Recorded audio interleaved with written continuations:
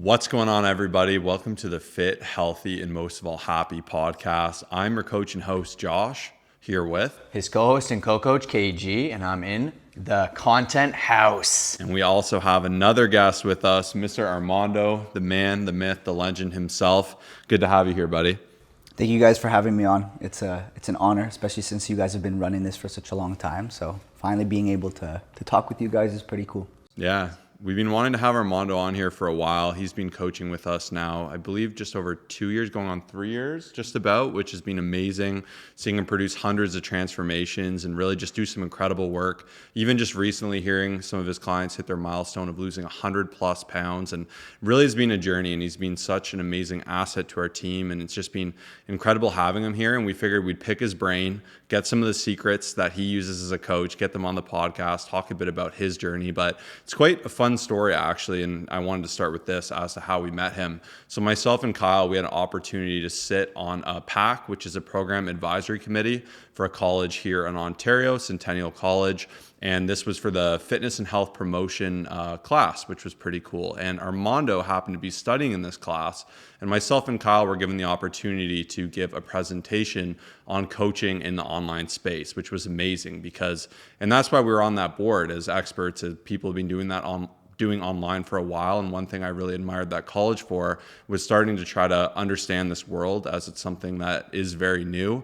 And it was a really special opportunity to get in there to give a lecture. And it was great seeing everyone's brains kind of pop when they're like, wow, you can be a personal trainer online. You can help more people this way. And just for us to share our journey of what we did with podcasting and YouTube and all these incredible things. So that went well. Fast forward, Armando reached out. We realized he was a great fit. We saw he was incredibly talented. And like I said, fast forward, we have hundreds of phenomenal transformations here. So it was a pretty cool story to how we got connected together.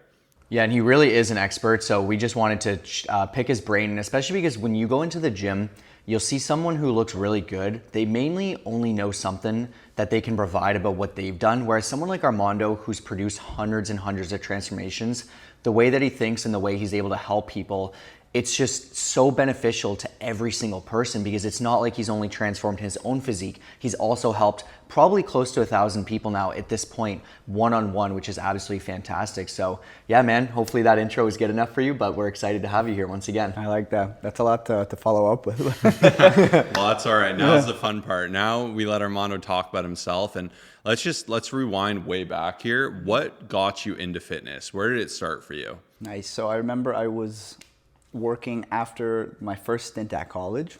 I didn't end up doing anything related to that field, but I used the college's job hiring website just to find something to keep me busy in the meantime. And that summer, I was working a lot physically, and I was always really skinny when I was younger. I would say I still am a pretty lean guy, but I was just kind of this no muscle mass, very skinny guy. And I was like, you know what? I need to change this. So one summer, I started working out with some of my buddies at a gym out in Pickering. It was like a small little boutique gym. And they were just showing me the ropes. They were guys I grew up with. A couple of them used to play hockey, so they at least had an idea of some of the conditioning stuff, and just how to do deadlifts, how to do squats, bench press, all like the main lifts. And I started to get curious because I liked it. And then YouTube University became my best friend. I just started looking on everything online. I think that was back when like Steve Cook was like top guy online, just putting a bunch of videos out. And that's how I pretty much learned. I learned from there, and then once I realized that I could start to change my physique, I started to realize that nutrition was just as important as the training aspect. And so learning a little bit more about that, getting curious with that, but there was really only so much I could learn off of YouTube, off of even just asking people questions. And so that was when I actually ended up finding the Centennial College program that you guys were on the board for. So when I went to go play soccer with a couple of buddies, one of those guys had done the program. So I just picked his brain, asked him a bunch of questions, and he connected me with Adam Balan. Shout out to Adam. Shout out He's Adam. the one that invited you guys in. He's a good guy. He's a great guy. He's the program coordinator, and he even surprised us with your guys' presentation. It was like the week before. He said, guys, come in next week, we got guests. Didn't say anything else. That's awesome. And I was like, okay, I guess I'm going to show up for this. Who could it be? And then you guys walked in, started talking about how to do all the online coaching stuff. So I had a piece of paper out. I literally still have that note of just me writing down all the the pieces of gold you guys were giving us of just how to do the same thing that they were teaching us how to do in the gym, but just online. So it's crazy to go from me just focusing on transforming myself to wanting to learn more about how to help other people to then actually being able to do that because of you guys. So yeah, man. That's awesome. You know, it's awesome that you bring that up, especially because like personal training is so different than online coaching. Online coaching, still to this degree, people don't really understand what it is. But like, how did you transition from thinking, hey, I'm just going to be someone here counting someone's reps and just like being there, really being a glorified rep counter and kind of just pushing them to, you know, do a little bit better form and whatnot. Obviously, there can be some benefits. It's definitely not for everyone. But how did you like that transition from going from being a personal trainer to then like being online and just helping hundreds of people? So it was actually your guys' presentation that I would say opened my brain to even just putting that all together. But then I didn't know how to actually do that because all they had taught us in that school was how to be a personal trainer. So it's like this big umbrella. These are all your options within fitness and health promotion. And I would say your guys was almost like outside of that umbrella, bringing all that stuff into a different realm and not physically having to be there to do that. But I remember when I was working in person at a gym that I had a co-op at from Centennial College, I was just very physically and mentally exhausted from running around, from not just training people one-on-one, but doing classes. I remember they even had a kids class, and as much as I love kids, I did not like teaching a bunch of kids at the same time. And I was like, man, I can't do this forever. Like I immediately said, this is not gonna be forever. So what would give me a little bit more freedom to do what I wanna do, but still be able to help people? And that's when I started thinking about, you know, that paper that I had written down with the stuff that you guys taught me. And then the pandemic happened. And that kind of, it expedited the process because I already knew I was going to try that route, but you know, I physically had to leave the gym. So that's what's funny for us is people always ask, like, did you start transitioning to online because of COVID? And it's funny because we've been doing online for so long. We believed in it before COVID, but obviously I think it helped warm people's mindset towards it because before you'd say you do online coaching, people wouldn't even put two to two together. But it's great to see that it's definitely becoming more accepted now, and it's giving us the opportunity to help more people. And I think that's a great segue into my next question, which is like, what's your favorite thing about being an online coach? I would say is bringing every single aspect of somebody's fitness and health together. So when I was in the gym, and when I think most of you guys can agree with this, you're only helping them for that 1 hour that you're with them. And then you don't see them for a couple of days. You don't know what they ate. You don't know what they were doing at night. There's all these different things that happen between the training sessions, which make up a majority of somebody's life. And you're not even helping them with any of that. You can try, but it's just not as easy to assist them in managing those things as best as they can. Whereas when we're online, I was like, okay, I can message somebody each day or every other day if that's what they need. If they need more help with nutrition, you help them with that. If they need more help with a habit they're trying to drop or replace, you can immediately be checking in with them and actually helping them make that change. Whereas it was so limited with the time and just with the resources that we had when we were training in the gym. So yeah, that's the best way I can put it. Yeah, it used to drive me nuts because you train someone, you'd tell them all the great things they need to do, and they'd come in and say, I had a horrible week. We need to train extra hard today. I'm like, oh, that's not how it's going to work, unfortunately. Like a bad workout isn't going to undo a bad week. And that's what really pushed us to online as well, is really being able to help people from a 360 point of view. Because to your point, you can do a hard workout, you can eat a good meal, but it's the sum of the actions that really add up. And looking at it from a view online where you're looking at everything, you're looking at the week, you're looking at the day, you're looking at the individual meals, you're breaking down it into bigger buckets. It's definitely way more impactful, and that's what leads to some amazing transformation. So what would you say are some of the biggest amazing things you feel you've done as a coach? So I mentioned the 100 pounds. Were there like any moments where it really impacted you where you're like, wow, this is awesome. Like this is where I'm really making a big change. I would say those milestones are what bring everything together. And a lot of people might have started with the intention of trying to change the way that they look. But I think what was cooler than that was just hearing how they feel about themselves. A lot of people end up getting better jobs. A lot of people end up, you know, just having way more confidence to like make new friends or like get into a relationship that they usually wouldn't have done. So I think those are the cool things that really bring everything that we do together. It's like, it's not just changing the physique, it's like quite literally changing people's lives. That's awesome. And like with that too, like what would you say is the biggest, you mentioned nutrition, how important that was outside of the gym. Like where would you say when you get a new client, like where are people going wrong nutritionally? I would say believing everything that they see online and majoring in the minors. That's the best way to say it. That's a great way to say it. Yeah, people worrying about very small little details, and like people always try and start conversations with me about that too. If they're like, "Oh, you're an online fitness coach. Well, what do you think about this and this and this?" And it's more of like busting myths than anything. And I'm just like, hey, like you got to just focus on these simple little things that we know that you got to focus on, and the way that you apply those things could look different depending on where you're at. And you'll still make progress no matter what. So instead of worrying about all these little details, you know, eat the right amount of calories, keep your protein up, keep your fiber up, drink lots of water in between your meals, and you'll solve most problems. Yeah. Dude, that was incredibly well said. And we always talk about going back to the basics. Like that's, here as a team, like we all have the same beliefs. We all have the same values. Like even Armando's level of care. Like even yesterday we're at a content house. We're sitting at the table together doing some work, and he's just sitting there. He's like, John, yes. Like he's texting him all the when he saw the photos, Mike's photos, he's been crushing it. There's a bunch of memorable people. And obviously we keep referring back to Taylor's 100 pounds. Like she recently even just said the other day, like a screenshot I have, it's hire them. Like just trust me, invest in yourself. So it's just really cool to see like these people's lives being changed. Nutritionally, I know you said obviously a lot of people are, I like that quote too. I've never heard that. Majoring in the Majoring minors. in the minors. That's good. Yeah.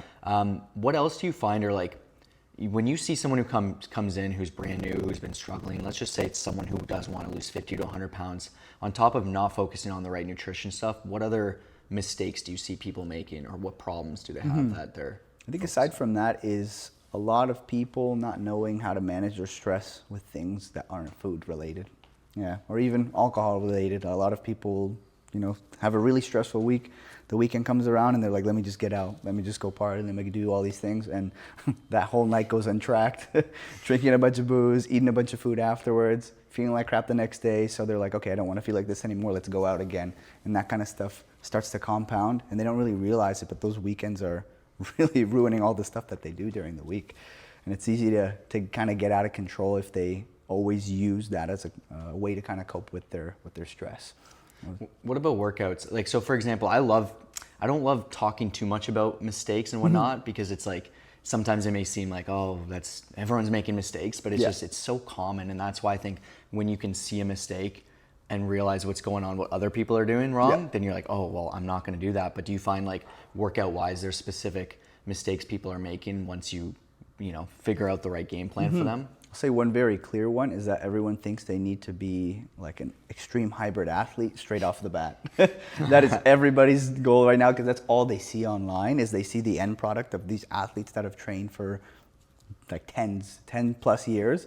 And a lot of these people have focused on bodybuilding first and then focused on a different phase of running. And they've done all these things to eventually be able to put all the pieces together. But somebody who's extremely overweight, they don't even need to run. You could walk yourself to like better health and just focus on the nutrition and stretching and things of that nature, as well as like we always preach is just get stronger, like progressively overload, build your strength in the gym. And that's why one of the biggest things, aside from what I just said, there's a lot of people going to HIIT classes, a lot of people doing these really high intensity things that you can't really scale. You can't scale it back. You can't continue to improve or build on that because you're showing up and just getting straight to it.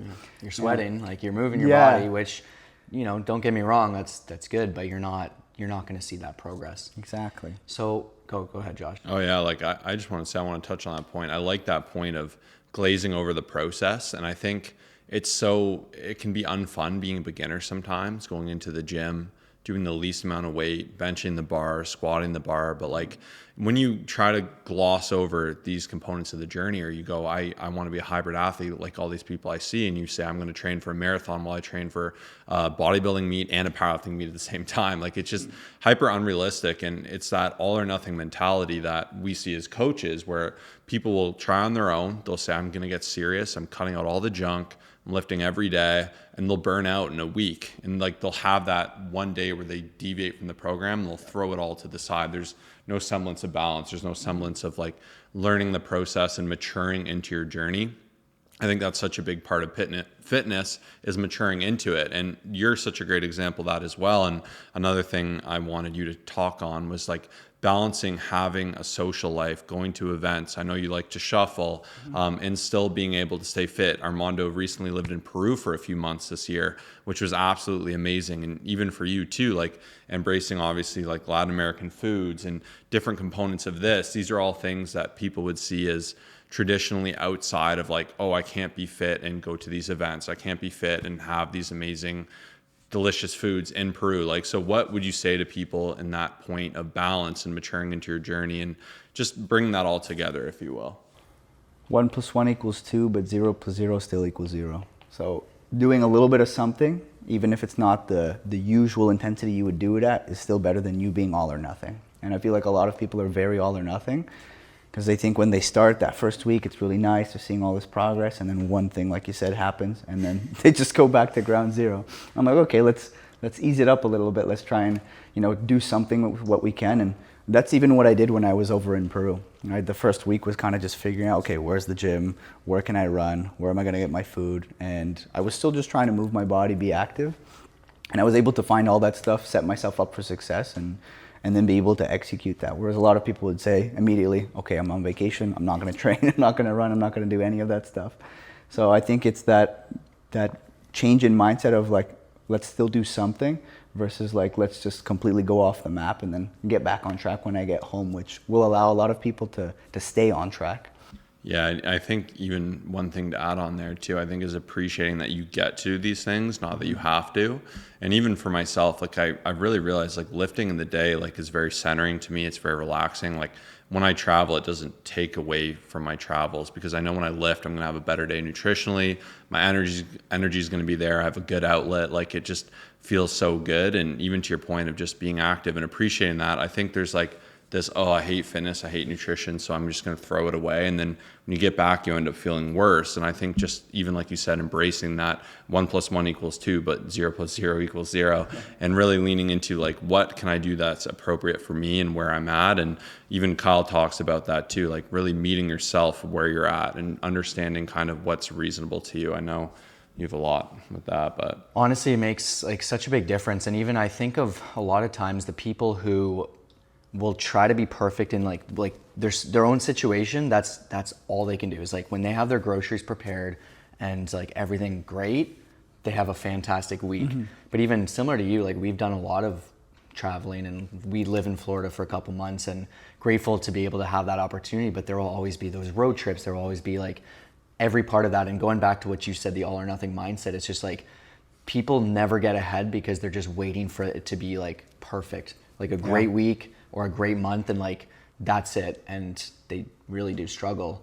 We're so passionate about that. And I guess one other thing on that note that I want to ask, and Armando is extremely humble, like he gets great results. Like when someone joins up with him, like we know they're gonna get incredible results. But I'm curious, like when you have someone in front of you, like why is it that you believe you get such great results? Like you can boost yourself up here, like we know you care, and that's going to be the biggest thing. But like, let's say someone comes to you, they're like, hey, I need to lose 50 pounds. You're like, okay, we're going to make it work. But why is it that you think that happens aside from your level of care? Aside from the level of care, I would just say everything you guys taught me and then everything I've always wanted to learn has always just allowed me to help them redirect their focus on the most important things. So a lot of times people get upset over something that in that moment might feel like a lot, and I think even my level of care allows me to listen to that person, to make sure they know that they're heard, and then eventually help them find a solution. Because I know a lot of the times people immediately just want to solve a problem, but it's like, okay, let me just hear you out for a second, try and get a better understanding of the way that you think, because that's going to have to change. For a lot of people, the way that they think is going to have to change in order for them to become that end result, right? It's not like they just wake up one day and they are that person. So having the hard conversations with them, making sure to check in on them, making sure to help them find a way to get their groceries done, to prep their food, to get in the gym and do all those different things. I would say the level of care actually is kind of like what starts all of that, of being able to hear them out and figure out what they genuinely do need best, and then finding the best way to communicate that with those people so that they can then do the thing that needs to get done. Yeah. That was great. And even just like on that note, obviously going back to the all or nothing mindset, it's like for you to be able to find those solutions for those people who usually would have an all or nothing mindset, it makes such a big difference, because usually people don't think that way. Like instantly they think, oh, I have a trip coming up. So you know what? I'm going to need this week to prepare for it. And then I'm going to be gone. And then I'm going to need a week after to recover from like just being off work or whatever. But then you're able to come in and say, hey, here's how we can make this work. So instead of being at 100%, we're going to bring it back down slightly. We'll bring it down to about 60 to 70, stay consistent, and then keep going. And we always use the analogy of like a dimmer. Like let's say here, instead of just turning the lights fully off, you know, for good, we just bring it down slightly, keep the lights on just a little bit, keep the lighting nice and crisp there. You still got something going there, right? Instead of just turning it and going completely black, right? So that's a great point there, just in terms of, because accountability is everything. Like like when you have these people who really want to see change, and then you're consistently following up with them, you're giving them a game plan, they start to see those results, it makes such a big difference. So yeah, I thought that was really well said. Yeah, I mean, there's a reason the best athletes in the world have coaches as well. And I think when you have accountability, you can really get out of your own way. It's too easy on our own journey to see like travel or being like, I'm in Peru, I don't have my gym, I don't have my protein shake, so this is pointless. I'll figure it out in 3 months. Like, you can get in your own way, but you have a coach on your side. He goes, whoa. Here's what we can do. Let's get that dimmer. Let's find what's reasonable. I know you've wanted to embrace running. Like, we could lean more into that. I did a quick Google search. There's actually a plethora of gyms. Like, it's funny. Sometimes we'll have problems that just seem so impossible in our mind, and we'll have a friend or family member or loved one come and give you a good solution. Like, oh, I didn't think about it that way. And that's where having someone with you, like I always love the analogy, obviously for the video people, but when you're on the journey yourself, you're like down here, it's really hard. When you have a coach, it's a whole nother level. And then when you have a coach and a community, that's why we really lean into it. Like, me and Kyle are always happy to comment if Armando's ever like, hey, I want fresh eyes on this. What do you think here? What do you think's best for this individual? Or we have our Facebook group where everyone can communicate and encourage each other, because perhaps you don't have like-minded people around you who encourage you, and you have people that are pulling you away. So like all incredible points there. And I think that component of balance and accountability and, like you said, caring, and then obviously just using the best level strategies and systems to make that happen. But so much of the transformation comes from the in-between. And it's not just like the magical routine changes we make or a macro change. It's that week over week, finding these solutions, navigating these events, navigating life, because fitness doesn't fit into life. It's not something that's going to happen long term. We'd love to talk all day about how amazing Armando is and our coaching and all these incredible journeys. But one thing I wanted to ask, because it's fresh on your mind, I know right now, speaking of hybrid training, I know that's what you're leaning towards right now, and you are embracing that, doing some running, doing some heavy lifting. So I'm curious, like, what advice would you have for someone who maybe they do want to start with hybrid training right off the bat? Maybe they want to transition into it. What are your thoughts on it as a whole? The best advice I would give to anybody is that less is more. You're doing so many different things already, so making sure that you do them well and then properly recover from those sessions before you go and train that same thing again is probably one of the most important things. There's a lot of people go way too hard, way too fast, and then they burn out, and then they just stop altogether. Whereas, you can start off small, do a little bit of running, see where you're at, and then the next week you slowly build it up. And make sure to kind of stagger that with your lower body workouts, because we all know how important that is. And then same thing goes with all the other upper body training. It's just really making sure to actually take your whole week and spread everything out, instead of trying to run and train legs on the same day, or even go on a bike ride and then do upper body on that same day. A lot of people just overdo it, and then they have those days where they're doing absolutely nothing, and then they're like, oh, this isn't worth it. And so they just kind of sabotage themselves by trying to do way too much way too quickly. Yeah, it's awesome, because once again, Armando is definitely the expert in this space. When we think of hybrid, like Armando does a lot of running. He's crushed some 10Ks. He's done numerous different races, and he's always running with some of his buddies and some of his just challenges he has going on there while managing strength training. So it's really cool to see Armando's expertise there. And kind of working off that, I remember back to when I was doing my stuff like marathon training / lifting. Like, the most important and hardest thing is just sitting there and scheduling it. Like, sometimes I just sit there with the calendar and think, like, exactly what you said. It's like, okay, I need to hit legs. Like, I'm not going to skip it, because hitting legs is important for recovery or for your running. Like it's going to transition over. So you'd have to sit there and think, okay, how can I hit this, but then get my run in, and you'd have to piece it all together. But even, once again, like Armando's great at this because he's able to take a look at someone's journey and see, hey, here's how we're going to schedule this all in. Because when people say, hey, I want to do hybrid training, they often go on Instagram and they see that person who's on steroids yelling at them and they say, dude, you just got to do more. You just got to run more. You got to lift more. And then they're deadlifting 700 pounds, running like quick miles, and they're doing great, but they're also not realistic. And that's the issue with hybrid training. That's the issue with Instagram and just not being reality, is when someone wants to make these changes and Armando's like, hey, I can take a look at your week and schedule it in and properly progressively overload you, and strength training wise give you the most important strength training movements. That's not going to be any fluff work. Like you can actually take a deep, realistic look. So yeah, I love that. But I think that was a great question and a great answer. Yeah, no, for a lot of people, I'll see that too. They want to become a good runner. They're like, oh, I got to run every day. I'm like, no, let's slow it down there, right? You've never done this before. Let's start with like 1, maybe 2 runs a week and add a couple of days in between them. So you can stretch, you can foam roll your legs, you can make sure that you're good for it. And adding on to what you said, even if you're a runner, going into the gym and doing lunges, doing heavy squats, doing deadlifts, all that stuff's going to transition over to the sport that you're doing as well. So it's important to make sure that you're going to have good workouts, recover properly from them. So that way when you go in to run, you can have a good run, properly recover it, and then just keep repeating that process. And you'll get stronger over time. But a lot of people don't have that patience initially to really spread things out and put in the work that's necessary to get the result that they want. Yeah, it's funny. I was talking about this with my father-in-law who's done a lot of marathons. It's like a running story. He's a big runner.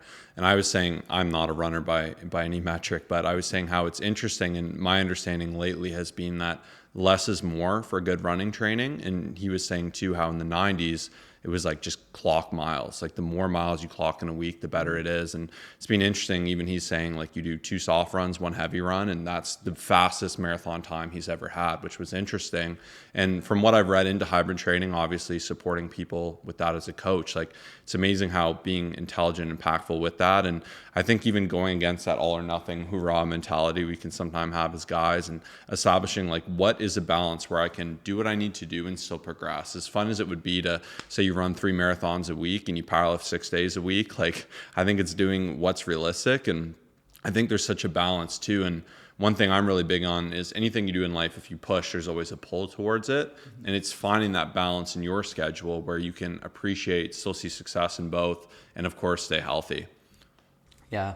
Last thing I'll say is just, unfortunately, there's just so much misinformation out there that it's just guiding so many people the wrong way. There's not many things that like bother me in terms of social media, but it's just like similar to what I was saying before. It's just like you go online and you just see all this stuff saying, hey, even just like appearance wise, like you need to do the best you can to maintain your muscle mass, but then there's people out there telling you like, here's what you need to do.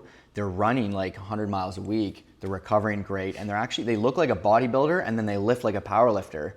And it's just like something suspicious. Something's going on. But then there's these younger, like they're like 18 to 22 who are like really like, they see that and they're like, I want to do this. And they start doing it. And then they either get injured a ton, they quit because they're not feeling like they've gotten to where these other people are. And it's such a bad downward cycle. And like, it just seems like that's such a big thing these days, as I've been getting targeted by all these things too. And I'm like, man, if only they knew, right? I know. It's tough, but.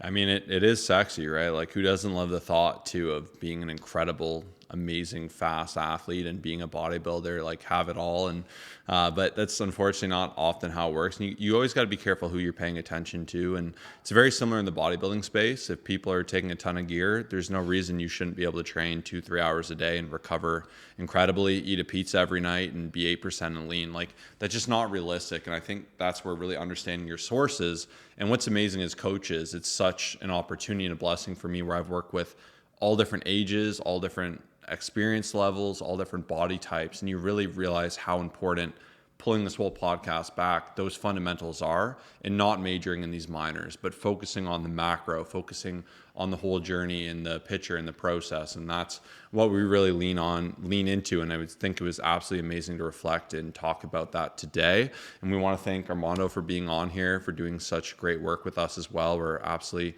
happy to have him as a member of our team. And I think the least you can do if you appreciated listening to him today is shoot him a follow. It'll be the first thing in the show notes there, his Instagram. So you can go ahead, follow him there. He's posting tons of extra great content. If you have any follow-up questions for him, we'll love to have him back on. You can go ahead and pop it there as well. Anything else you want to say, Kyle? I was just wondering if there's anything else that you wanted to say to the people out there who want to see change, who want to struggle, who are not wanting to struggle, who are struggling, and anything else that you feel like you're missing that you just want to share with everyone out there? Mm-hmm. I don't think it's going to demotivate people to tell them that it's going to take work to get where you want to go, but that work is going to be worth every single second that you put into it. And start with where you're at now. The stars are never going to align. The perfect situation's never going to come up. You got to just literally start with where you're at right now and build every single week, right? You become a new person. You don't just wake up one day and have the best physique ever. So embrace that struggle, because it's a blessing. And what you guys had mentioned before of just thinking of it as something to be grateful for, as an opportunity instead of a burden, is just going to change the way that you approach every single day and approach your training, approach your nutrition, and you're going to thank yourself for it. Well, I'm just going to pick up this mic and drop it. Thanks, everyone, for tuning in. If you like this, please let us know. Make sure to follow Armando. Investing and leveling up as always. We got some new mics if you're on video. Shout out YouTube. If you're on YouTube, comment down below, YouTube gang. We check every comment. It means a lot. But we got these really cool little mics, which are absolutely amazing. And with these mics, we're really looking to level up and get more interviews done, showcase more incredible people. So lots of great stuff to come on the Fit, Healthy, and Happy podcast. Have a phenomenal day. Thanks for tuning in with us. Peace out.